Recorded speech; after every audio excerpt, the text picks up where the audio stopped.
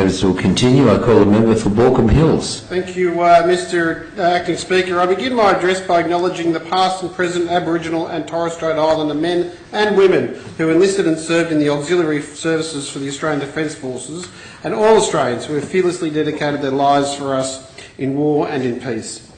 I am always honoured to be presented with the opportunity to address the House on an event which appeals to our common history, a history where all Australians come together in remembrance of the armed conflicts which our great nation was engaged, and heroic men and women who honoured our freedom at the ultimate deprivation of their longevity.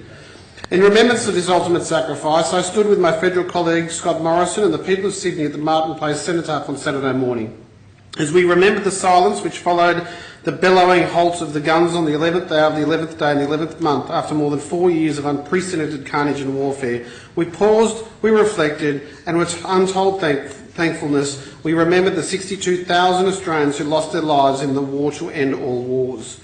Indeed, it is different now. However, the war to end all wars was not as its appellation promised.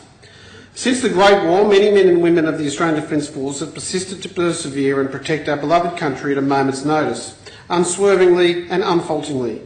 Greater than 1.5 million Australians have served to shield our nation and preserve our values in armed conflicts and peacekeeping, where sadly more than 102,000 have paid the ultimate sacrifice. For this reason, I extend my deepest gratitude to the ultimate sacrifice of all current servicemen and servicewomen posted abroad. We hope you can find fortitude and resilience amid the patronage we depart from afar. We pray for your protection as you protect us, and more pertinently, we pray for your immediate and unscathed return.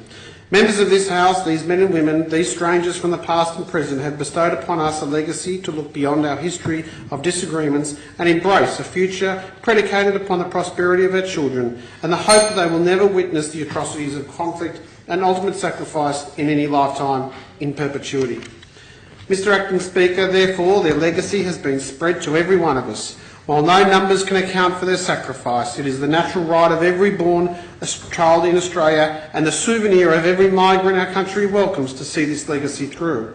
Today, by acknowledging what has been lost to us, allows us to recognise that what has been gained from the loyal, committed and zealous efforts of our fallen and our standing protectors. By commemorating our vow to remember, we reaffirm that their ultimate sacrifice will never be forgotten, that they are forever with us, lest we forget.